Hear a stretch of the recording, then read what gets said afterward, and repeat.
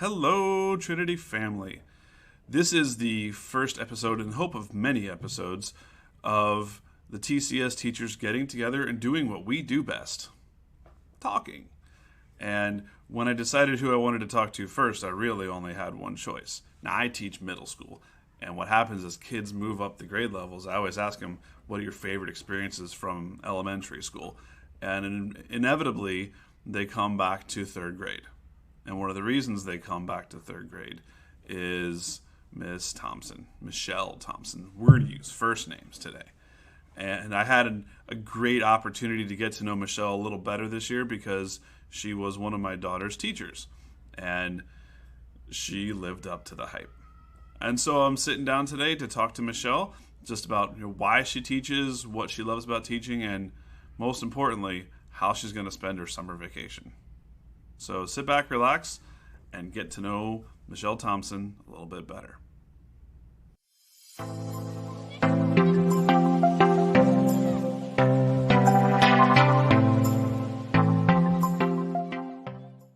All right. Good So, morning. good morning, Michelle. Good morning. Happy summer. Exactly. Happy summer is very right. How is your summer vacation going? Well, so far, I haven't done anything. I haven't gone anywhere. I'm not doing anything. I'm not remodeling my house. Getting some That's awesome. dental work done, but other than that, I'm good. Good. It's good. That's what we need. So I want to start the conversation off a little bit light. And I want to ask you this really hard-hitting question of what's like your favorite summer vacation memory? Well, it's funny because when you get a little bit older, you have a favorite memory when you were a kid, your favorite memory when you've had kids, and you have a favorite memory as you become the adult, the grown up without children. So I would say I used to go to summer camp when I was a little kid. I used to go to overnight camp, and one of my favorite camps when I went in the summertime when I was about 10 or 12 years old, which it's kind of about where my kids are, my grade level was bicycle camp. And every day we would take a big bicycle trip, and it was based out of Cape Cod. So I went all over Cape Cod with a group of other campers on our bicycles. So that's one that stuck in my head as I was a little kid. When I was a kid, my kids' age. Right. And when I say my kids, I say my classroom kids. Gotcha. So the other trip is when I was a parent and I had small kids in my family, and we used to love to take them skiing because there's nothing funnier than seeing kids, especially Florida-born kids, wearing those big snowsuits and the hats, and they go down the slopes and they don't move. They don't know how to wear the equipment, and they don't know how to wear the clothes, and and they put those big ski boots on them. And I think that was pretty fun. It was a pretty good vacation. Did you grow up skiing, Michelle? Say it again. Did you grow up skiing? I grew up in Boston, and skiing was available. I'm not an athlete at all. And so, no, I was around snow. I would do some of the more safe snow activities, but not so much skiing. I have skied. I can ski a little bit, but it was not my favorite thing to do. I used to love to put my kids on the skis and watch them go. And then last summer, now that I'm an adult and I'm not having to bring children with me, last summer I was able to go to Ireland with my sister for a week, and that was pretty memorable because they drive on the left side of the road, on the right side of the car, and their roundabouts are all opposite of ours. So that was memorable, and just spending that whole week with my sister was amazing. It was really fun. It was a great trip. So who did the drive, you or your sister? Me. Oh, wow. Me. And it was a stick shift. And our car had broken down. Oh, gosh. Our car had broken down on a Saturday night, late on a Saturday night. And we called Enterprise and was like, we need a new car. We're traveling and blah, blah, blah. We have reservations. And so they said, okay, well, go to this place and we will give you another car. So we went off to this car dealership, and this, I swear he was a leprechaun. I'm not. He was so little, and he was so happy. And he's like, "Oh, you're welcome to Ireland," and he was just so happy to share and share our experience. And he says, "Here's your new car," and I was like, "It's a stick with your left hand." So you had to shift. I can drive a standard, but it was with my left hand. So I drove because it was on my insurance. It was on my credit card. So I had to be the driver. Ah! Kudos for surviving. That sounds pretty. It was pretty amazing. It was fun. It was fun. But we went all over Ireland. We saw just amazing, amazing sights and cliffs and fields and sheep in the middle of the road. And it's everything you dream of. When you see the pictures of Ireland, it's everything you dream of. It really is. Oh. I would go back there in a minute. Well, and that's great if you ever teach about that. Then you have like, look, and I was here, and I was. Oh yes, this cliffs. Well, you know what? That did just come up, didn't it? Yeah. So let's take you back down memory lane. And at some point in your life, you decided that you were going to teach. Mm-hmm. What was that? Why did you go there? So there are 2 times in my life that I decided to teach. What? So when you're in high school, you always have an idea of what you want to be when you grow up. And I wanted to be a teacher. And I always knew, and since I was little, I always knew that I wanted to be a teacher. And then it was brought to my attention that teachers don't make a lot of dollars. What? I don't know what your salary looks like, but teachers do not make a lot of dollars. Clearly, you are in this because you love teaching. So that made me a little fearful. I knew I needed to be able to support myself, and so I kind of weighed that out, and I thought, you know what, that's probably not the best choice for me as an adult, and maybe I need to choose something else. So I went to school for business. I went for accounting and all the business classes that you take, but it was never really my heart. Then I had kids, and I was a stay-home mom all those years. I did not graduate that first time. It was not a successful college experience for me there. So I graduated. I had my own children, and my son, my middle one, my Chipper, he said, I was helping him with his homework, and he said, "Mom, you really should be a math teacher. I understand this so much better when I bring it home and share it with you, and you tell me how to do it." And I was like, maybe it's time. Maybe that's my calling. So I went back and I finished my degree, and I got my teaching degree and my teaching certificate. And as it turns out, I got to be a 3rd grade math teacher. So I got to choose twice. Who knew? Nobody knew, because I had this really, really great job before I had kids, a government job. I was a letter carrier, which is a pretty amazing job. I actually delivered to your house that you currently own. Back in the day. Back in the day, I sure did. All over Palm Beach. In fact, I used to deliver mail to Trinity before it was a school, and that little, well, I'm going to call it a bubbler because I'm from Boston, but that little water fountain down the hallway in between the sanctuary headed towards the youth, the kids' rooms, that was the coldest water on the route. So I used to pull over, drop the mail off, walk down the hallway, drink up as much as I could because it's hot, you know. Right. So that's what I did. Okay, well, I definitely learned something new about you today. Well, so now we can go. See you later. Yeah, party over.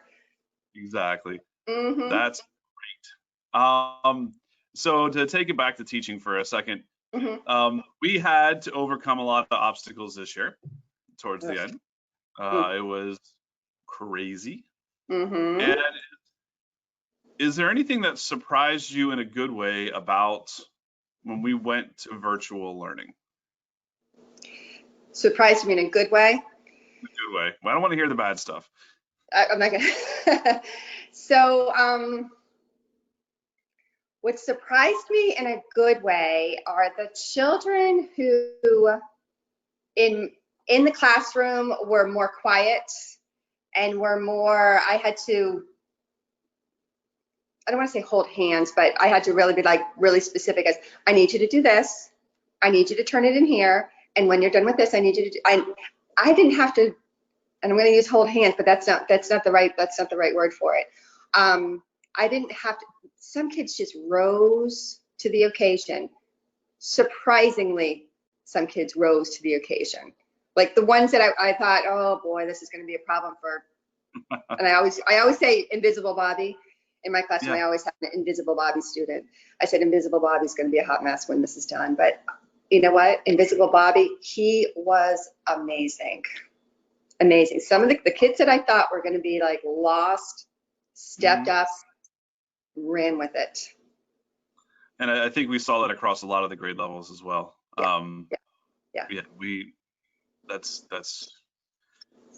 We adapted, and a lot of the kids adapted really well, and it was really cool to see.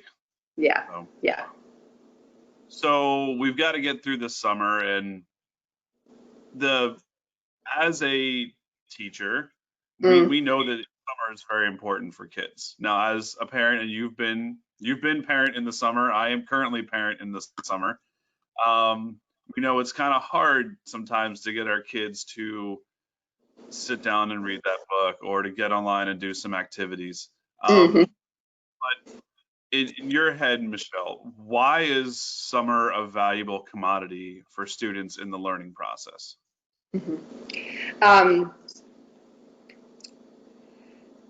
Summer is if you are in touch with what your kid learns the year before and kind of have an idea of where they're headed next, real life application.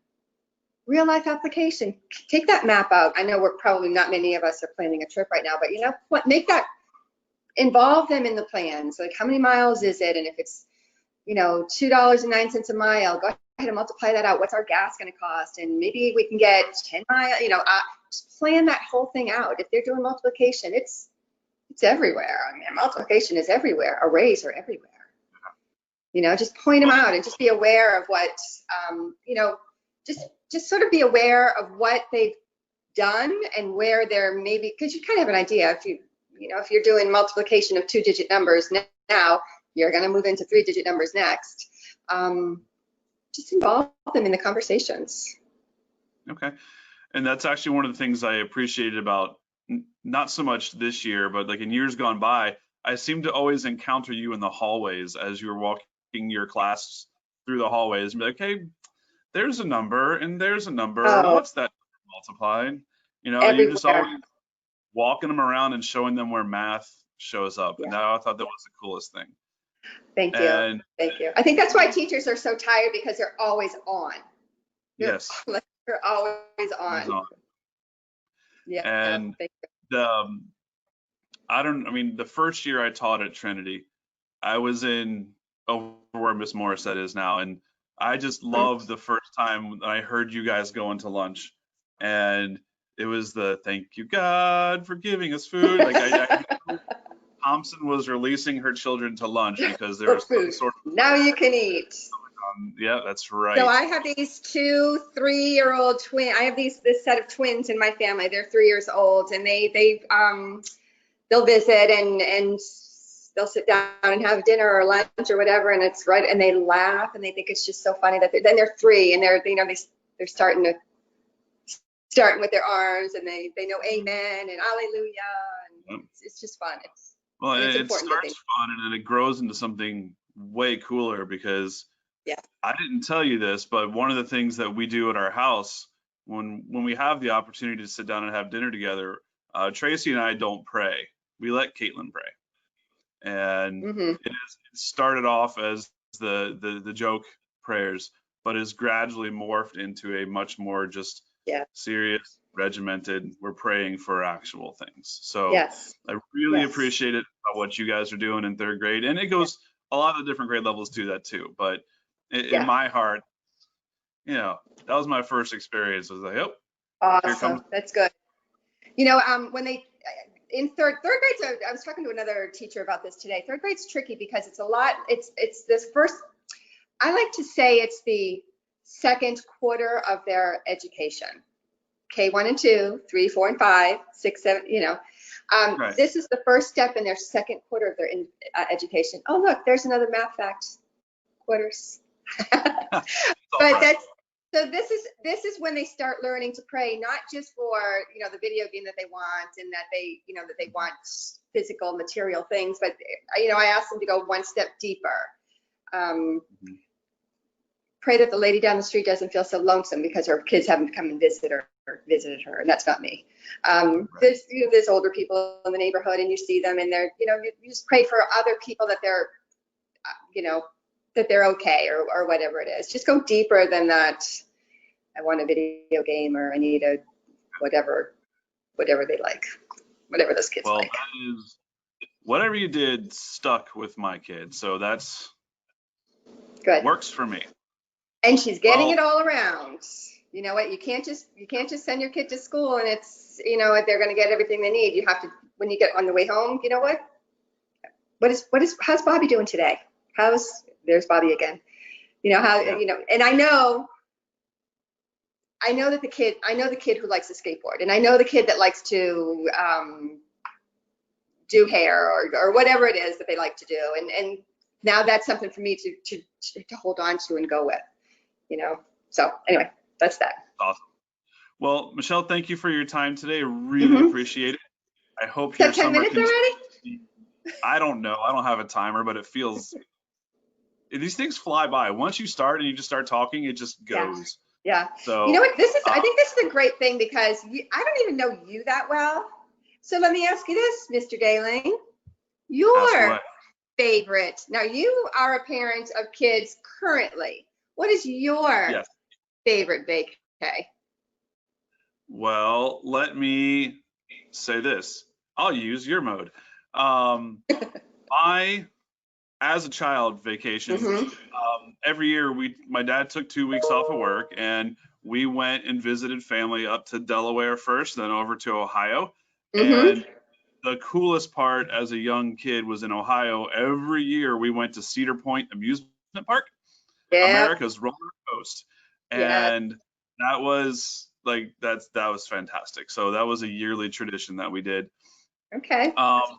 As an adult, and I'm getting we don't go to theme parks in the summertime because who does that? That's nuts. It's hot.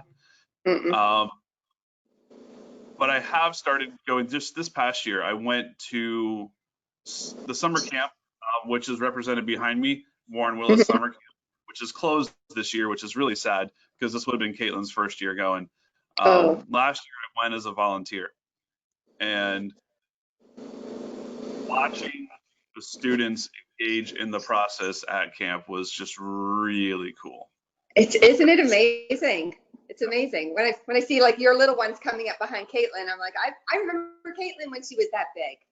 It's just so fun watching them in the hallways, watching them grow.